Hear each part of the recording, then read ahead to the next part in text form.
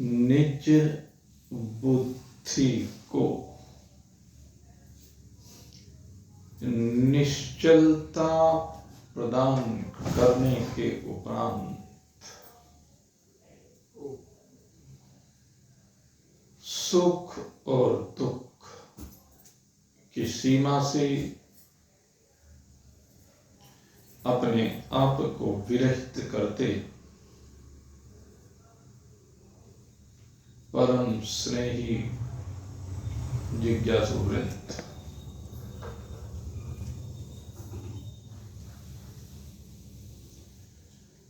स्थित प्रज्ञ की लक्षण भगवान बता रहे हैं। जिसकी बुद्धि स्थिर हो गई है, जिसकी बुद्धि में समता आ गई है,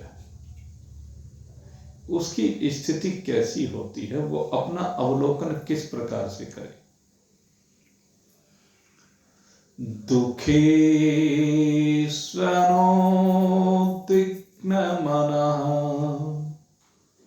सुखे सुविगते स्पृह वीतराग भय क्रोध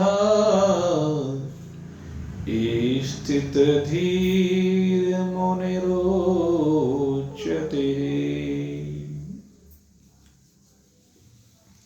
दो बातें यहां पर विशेष रूप से कही गई। दुखेषु अनउद्विग्न मनः, कहते हैं जो जीवन की यात्रा चल रही है, इस जीवन की यात्रा में इस शरीर में बैठे हुए जीव के सम्मुख अनेक विपरीत परिस्थितियां आती हैं, और जब जीवन में विपरीत परिस्थितियां आती हैं तो उन विपरीत परिस्थितियों को ही ये जीव दुख के रूप में अनुभव करता है। तो कह रहे हैं जीवन में जब दुख आए, कष्ट आए, विपरीतता आए, हानि आए, अपमान आए, पराजय आए, तो उस समय जिसका मन उद्विग्न नहीं होता है, कहते हैं वो स्थित प्रज्ञ कहा जाता है।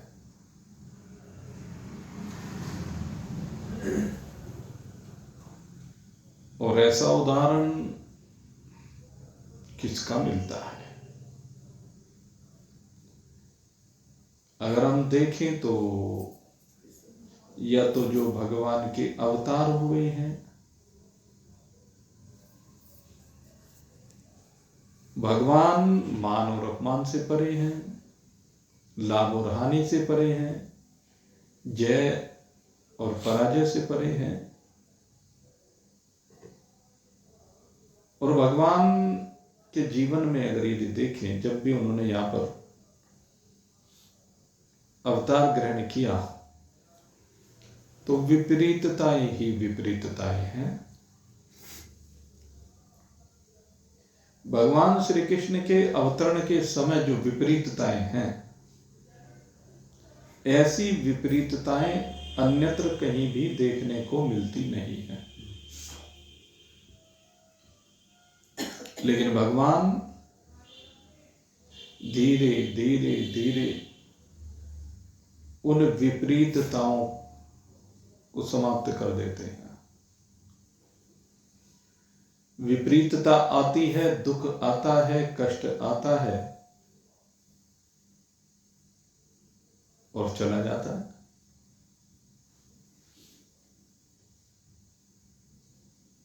जन्म के साथ ही माता पिता से बिछो हो जाना कितनी बड़ी विपरीतता है।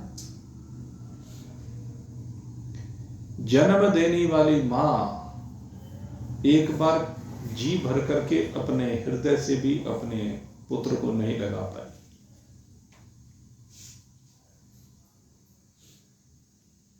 और भगवान निकल पड़े वहां से। काल कोठरी में 7 तालों के भीतर जिनका जन्म होता है, कितनी विपरीतता है। आते पूतना चिपट गई, आते जीवन में आंधी तूफान आ गया, आते ही बोझ रख दिया गया सिर पर सक्टासुर के द्वारा। देखो, ये जो कहानी है ये सारी भगवान की नहीं, एक मनुष्य की कहानी है। जैसे ये जीव इस संसार में मनुष्य शरीर में यात्रा करता है, अपनी यात्रा को प्रारंभ करते ही इसके जीवन में सबसे पहले ये अविद्या आती है, अज्ञान आता है, नासमझी आती है, भूल आती है, चिपट जाती है भूतड़ी। इस अविद्या को भूतड़ी कहा गया, तो भूतड़ी से चिपटी रहती है, ये भूतड़ी है। और जब ये चिपट जाती है तो जिम्मेदारियों के बोझ के तले इसे दबाने लगती है। और जब जिम्मेदारियों का बोझ इस जीव के ऊपर पड़ता है तो इसके जीवन में झंझावत आ जाता है, आंधी तूफान आने लगता है, इसकी नैया डगमगाने लगती है। सबके साथ यही होता है। लेकिन भगवान के जीवन में जब ऐसा हुआ तो डगमगाए नहीं, वो उद्विग्न नहीं हुए, वो परेशान नहीं हुए, अपितु उन्होंने सामना किया। भगवान ने सबका सामना किया और सबको परास्त कर दिया। और परास्त करने के बाद भी कोई अहम भाव नहीं है, कहीं पर अहंकार दिखाई नहीं देता है, कहीं पर कर्तापना दिखाई नहीं देता है, कहीं कोई उत्सव मना रहे हो भगवान उस विजय की खुशी में, कहीं ऐसा दिखाई नहीं देता। ये दोनों स्थितियां यहां पर भगवान के जीवन में देखने को मिलती हैं। भगवान श्री राम के जीवन को भी देखो, सारा जीवन भगवान श्री राम का भी प्रतिकूल ही बीता है। पहले ताड़ का चिपटने को आई, सुबाहु आया, मारीच आया, फिर 14 साल के वनवास में तो न जाने कौन कौन आए भाई, विराग से लेकर के रावण तक लाइन लग गई। कभी आपने किसी शास्त्र में पढ़ा हो, किसी फिल्म में, सीरियल में देखा हो कि इतने असुरों के द्वारा परेशान किए गए भगवान, लेकिन मस्तक पर एक सिक न हो? कभी देखा क्या? अनेक सीरियल आए, महाभारत आया, कृष्णा आया, रामायण आया, और उनमें बड़े बड़े असुर, बड़ी बड़ी माया। भगवान को कहीं भी आपने उद्विग्न नहीं देखा होगा उनके आने से। एक स्थिति जरूर है जहां भगवान को विलाप करते हुए दिखाया गया, लक्ष्मण जी को जब शक्ति रखी तो उस समय भाई के लिए जरूर विलाप कर रहे हैं। यह एक स्थिति ऐसी है कि जब सीता जी का हरण हो गया, ये दो लीलाएं भगवान की ऐसी दिखाई देती हैं जिनमें ये लगता है। लेकिन जहां तक सीता जी को लेकर के विलाप की बात है, तो उसमें सती के द्वारा परीक्षण करने पर उनकी लीला खुल जाती है।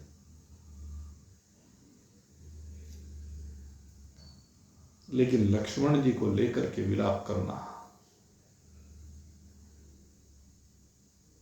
ये उनकी बड़ी दिव्य लीला है, जिसमें भगवान दिखा रहे हैं कि कभी भी एक भाई को अपने भाई का साथ नहीं छोड़ना चाहिए। भाई को सदा भाई के साथ खड़ा होना चाहिए। कैसी भी विपरीत परिस्थितियां आ जाएं, कैसा भी घर का माहौल खराब हो जाए, लेकिन जब एक भाई पर कोई आपदा आती है, विपदा आती है, तो भाई को उस भाई के साथ खड़ा होना चाहिए। उसके दुख को अपना दुख मानना चाहिए।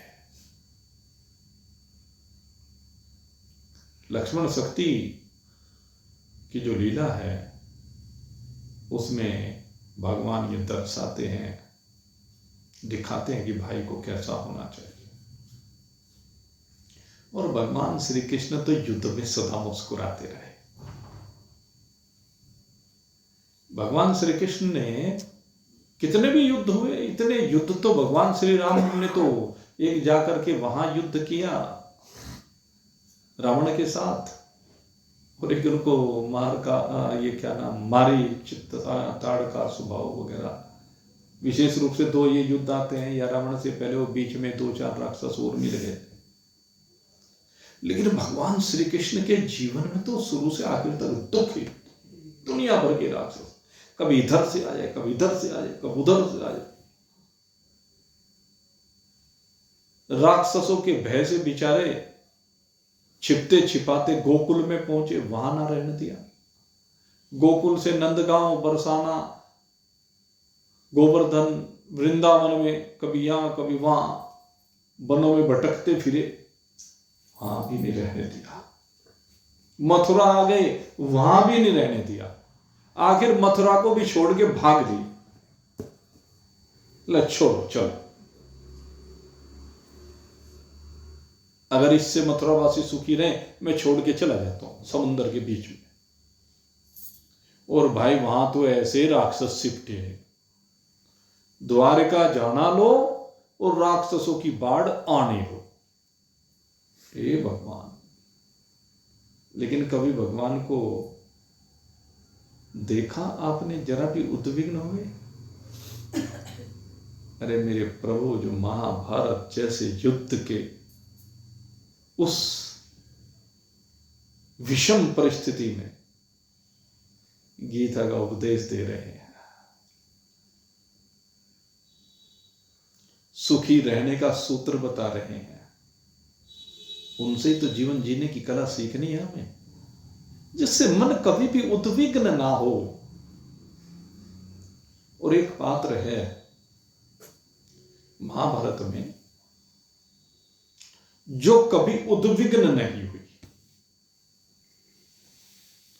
ये जरूरी नहीं कि हमारे यहां एक पुरुष प्रधान समाज है, तो इस पुरुष प्रधान समाज में हम सामान्यतः पुरुषों के चरित्रों की बात करते हैं, नारी को भूल जाते हैं। और ऐसी नारी बड़ी दिव्य है, किसी भी परिस्थिति में धैर्य नहीं छोड़ा। यहां जो लक्षण बताए जा रहे हैं, स्थित धीर मुनिर ओचते, गमों का पहाड़ तो उसके ऊपर पांडुकेश्वर में सबसे पहले वहां उसके ऊपर पहाड़ गिरा, जहां वो अपने पति के साथ गई थी, और वहीं पर पतिदेव काल के गाल बन गए उस भूमि पर। लेकिन तारतम्यता बद्री नारायण भगवान से जुड़ी हुई थी। 5-5 बच्चे हैं, क्योंकि माद्री तो सती हो गई, 3 बच्चे अपने हैं, 2 बच्चे माद्री के हैं। लेकिन क्या मजाल, जो जरा सा भी भेद किया हो।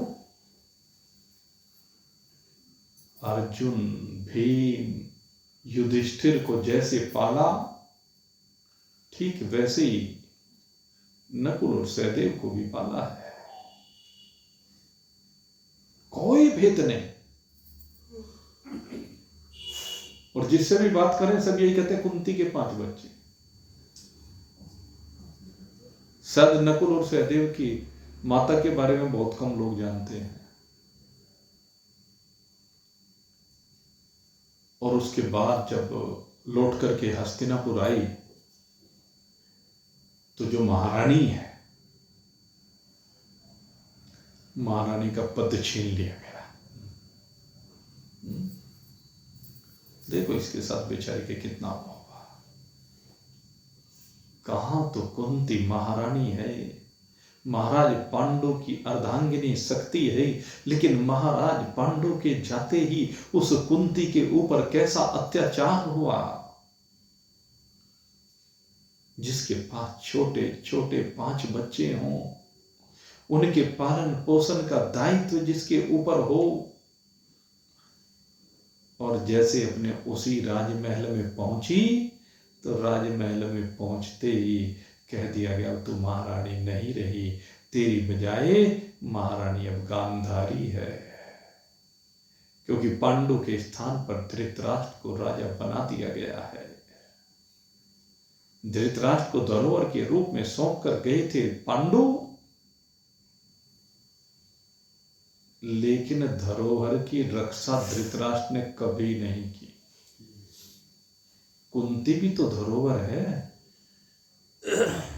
कुंती महाराज पांडु की धरोहर है, धृतराष्ट्र के पास उसी का माल और उसी की महारानी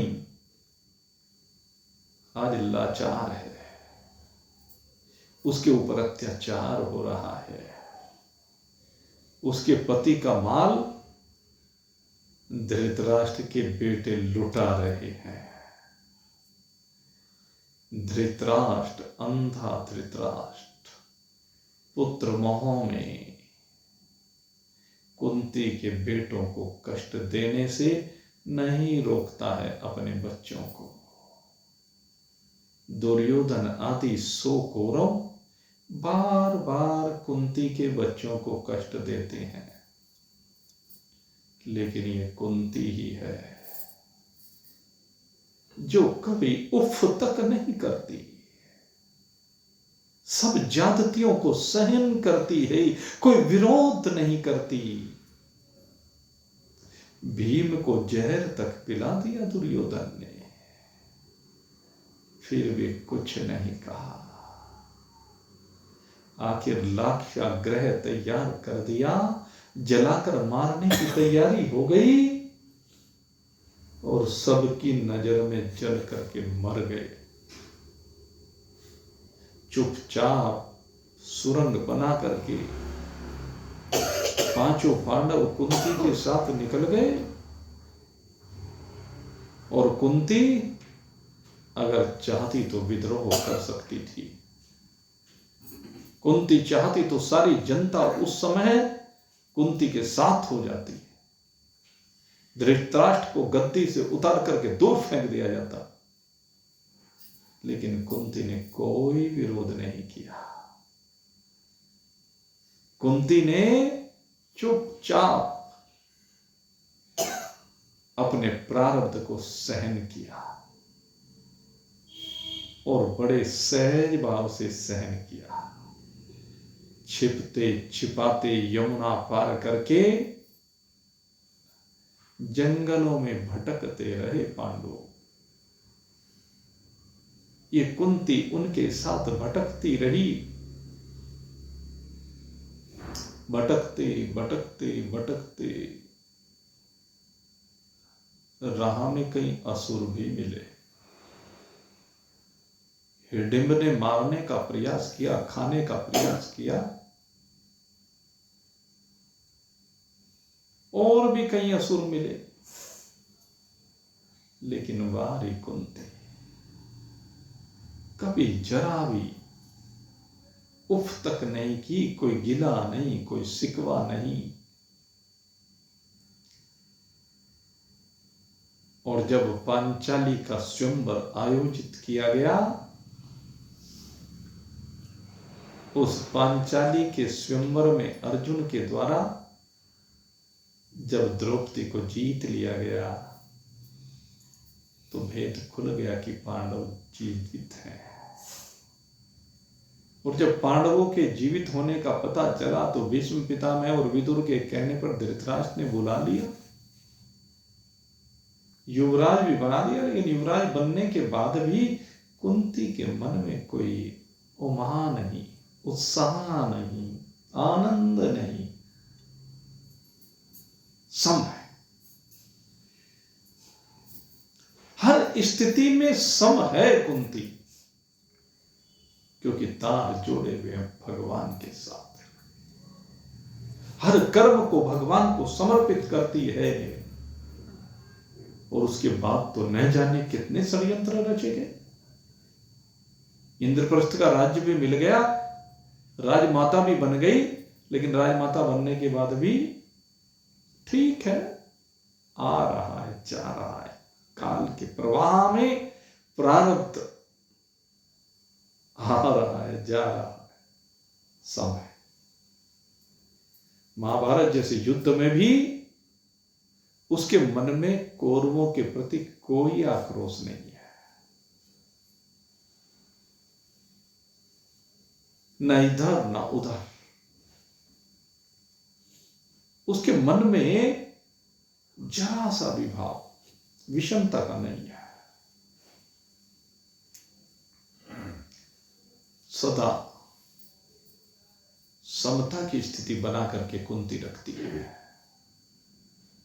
हमें समता की स्थिति ही बनानी है। जब जीवन में कहीं अपमान का घूंट पीना पड़े, तो उसको भी सहज भाव से पी लीजिए। उसमें भी परेशान होने की आवश्यकता नहीं है। एक बार दो मित्र थे, और वो दोनों में बड़ी मित्रता थी, रोज का उठना बैठना।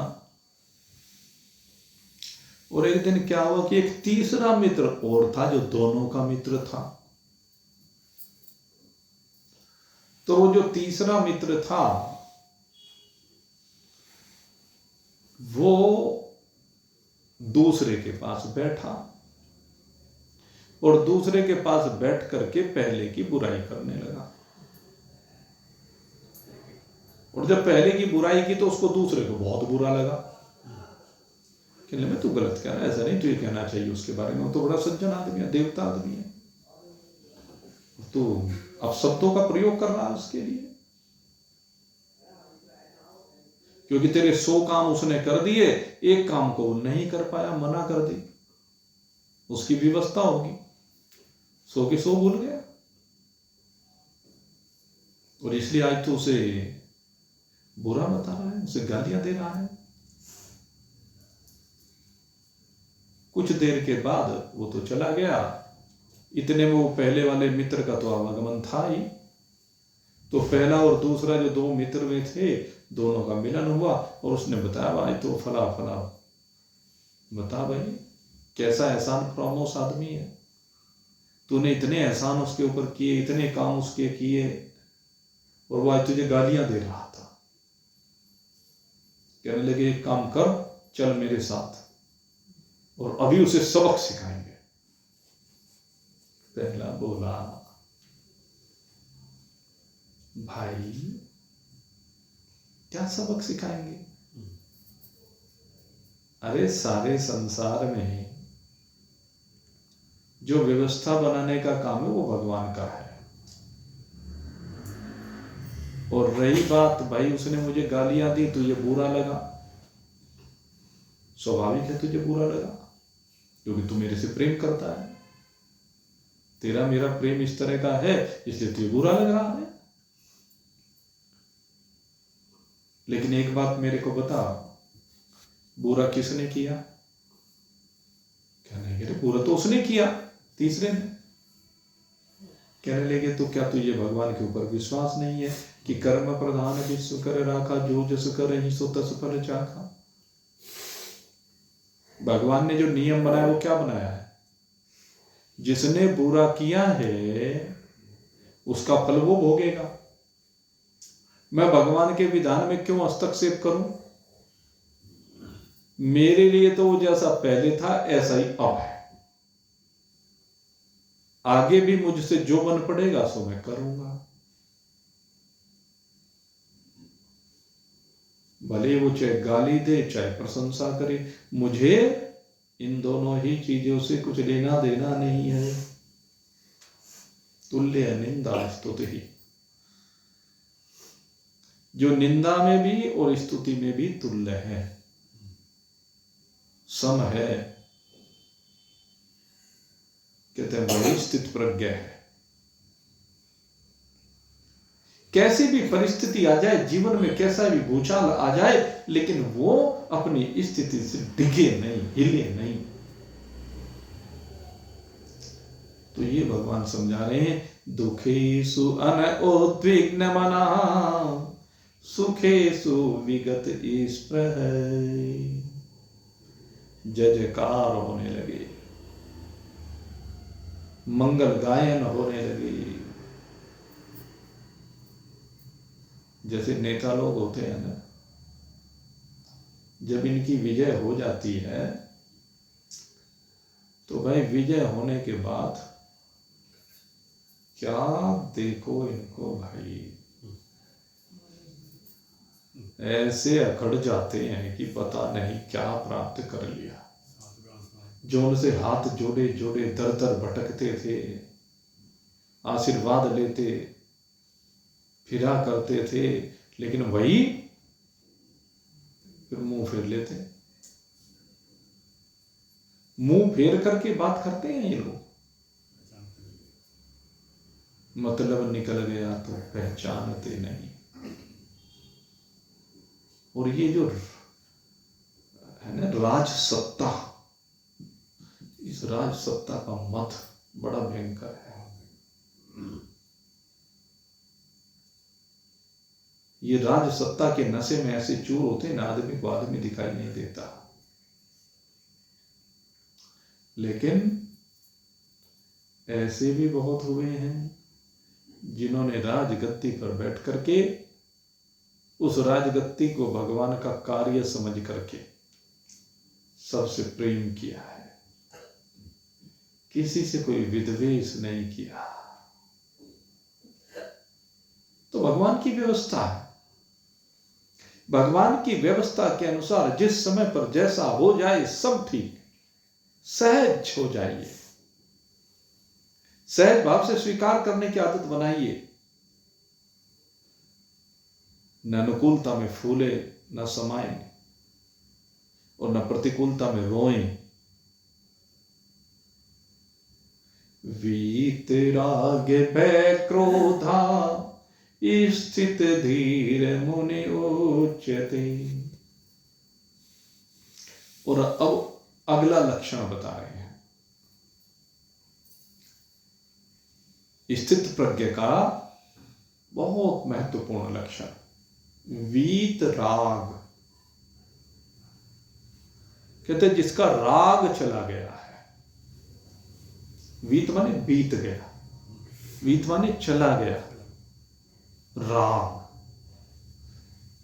भाई ये जो राग है ना, ये संसार में सबसे भयंकर चीज है।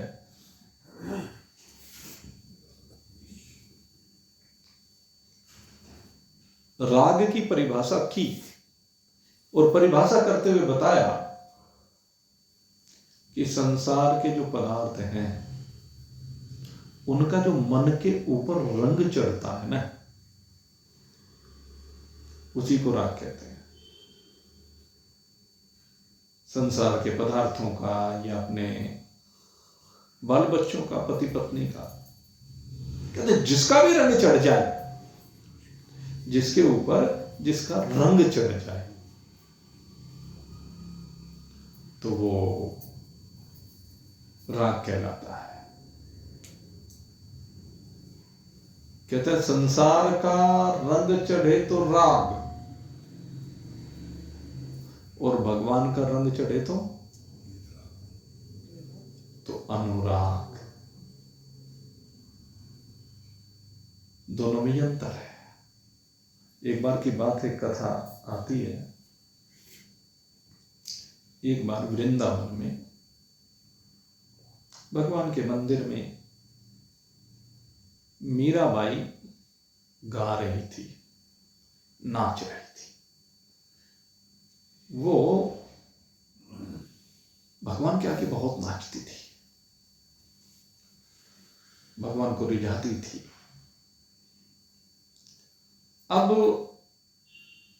संयोग की बात है कि राग शास्त्री उधर से गुजरा, उसने देखा, भाव विभोर मीरा को देखा, लेकिन देखा कि राग से नहीं गा रही है। जो संगीत के स्वर हैं वो स्वरों का तारतम्य नहीं बन रहा है। अब बीच में जाकर तो बाधा बनना उसने भी उचित नहीं समझा। सामने एक दीवार थी, उस दीवार पर वहां पर एक डला उठाया मिट्टी का, और मिट्टी का डला उठा करके उससे लिख दिया कि राग से गाओ।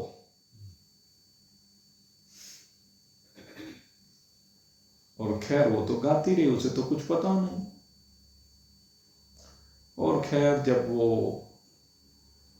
थक गई, थक करके गिर गई, मीरा की विशेषता थी,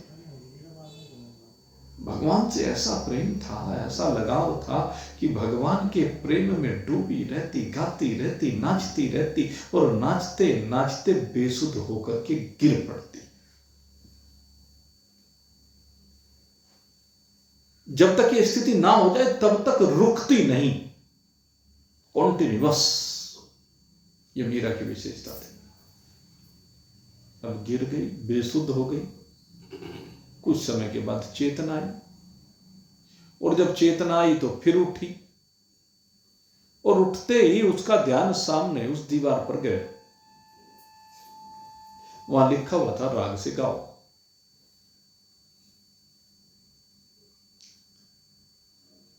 उसने लिख दिया अनु, बन गया अनुराग। कहते राग से नहीं, अनुराग से गाओ। राग के चक्कर में, उन स्वरों का मिलान करने के चक्कर में, सारे गामा पा धानी सा, सानी धापा मा धा रे सा, ये जो संगीत के स्वर हैं, पहले सिंगल, फिर डबल, फिर ट्रिपल, ऐसे सिस्टम होता है इनका, उसी हिसाब से गाना होता है। कहने लगे इनको मिलाने के चक्कर में तुम्हारा जो समर्पण है, तुम्हारा जो भाव है, तुम्हारी जो अनुरक्ति है, तुम्हारा जो लगाव है, तुम्हारा जो परमात्मा के प्रति समर्पण है, वो जाता रहेगा। समझा दिया राग शास्त्री को। कहते हैं राग मत करो, अनुराग करो। संसार से करोगे तो राग होगा, और परमात्मा से करोगे तो अनुराग होगा। और जब अनुराग होगा तो उस अनुराग में तुम परमात्मा से जुड़ते चले जाओगे।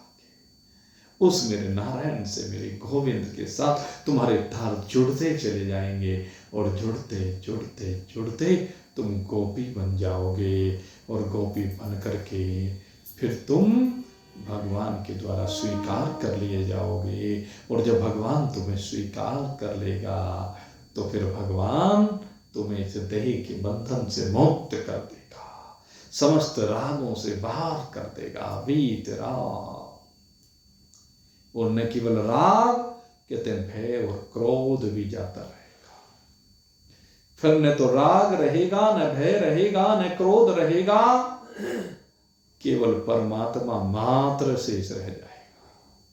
उस स्थिति में शरीर समाप्त हो जाता है, क्योंकि शरीर के साथ कोई लगाव नहीं होता। शरीर में से मैंपना समाप्त हो जाता है। न मैं इंद्रिय हूं, न मैं प्राण हूं, न मैं अंतःकरण हूं, न मैं सूक्ष्म शरीर और स्थूल शरीर हूं, न मैं कारण शरीर रूपी जीव हूं, न चिदाभास हूं। अहम चिदानंद रूप है, शिवोहम शिवोहम शिवोहम। मैं तो चैतन्य आनंद स्वरूप शुद्ध सच्चिदानंद घन ब्रह्म हूं। मेरी इसके अतिरिक्त कोई दूसरी वास्तविकता नहीं रह जाती है। जब आप परमात्मा से जुड़ते हैं तो परमात्मा से जुड़ने पर बस केवल और केवल ये परमात्मा मात्र रह जाता है। अहम ब्रह्मास्मि, अहम ब्रह्मास्मि, अहम ब्रह्मास्मि। शरीर के समस्त भाव, शरीर के संबंधियों के समस्त भाव अपने स्वरूप में लय को प्राप्त हो जाते हैं। कितना ही बर्फ हो समंदर में डाल दिया जाए तो घुल जाता है, पानी बन जाता है, क्योंकि वास्तविकता पानी की ही है। कितने भी जीवात्मा हों, जब ये जीवात्मा अपने को परमात्मा रूपी अथा आनंद के समुद्र में डाल देता है तो ये भी आनंद रूप परमात्मा ही हो जाता है। ब्रह्मविद ब्रह्मेव भवति। ब्रह्म को जानने वाला ब्रह्म ही हो जाता है, ब्रह्म से विलग नहीं रहता है।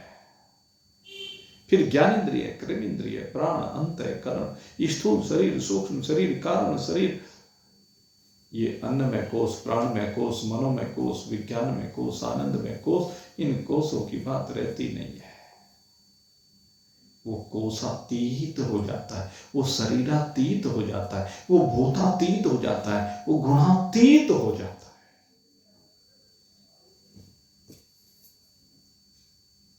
वो तो केवलो हम रूप से विद्यमान अहम आत्मा, अहम आत्मा, अहम आत्मा। यही है स्थित प्रज्ञ का लक्षण। स्थित प्रज्ञ का ज्ञान योग में जो लक्षण है वह यह है, जब चराचर जगत एक अपना स्वरूप मात्र दृष्टिगोचर हो, चराचर जगत में अपने अतिरिक्त कोई दूसरा दिखाई न दे, तो फिर किसके साथ राग और किसके साथ द्वेष? फिर न कहीं रागवान रहता है न द्वेषवान रहता है। किसका भय, कैसा भय, किसको भयभीत करे, किससे भयभीत हो,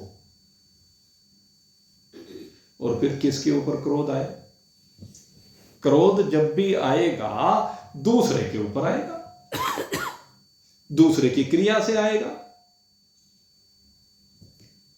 और जब संसार में अपने अतिरिक्त कोई दूसरा है ही नहीं तो कौन क्रोध करे और किस पर क्रोध करे?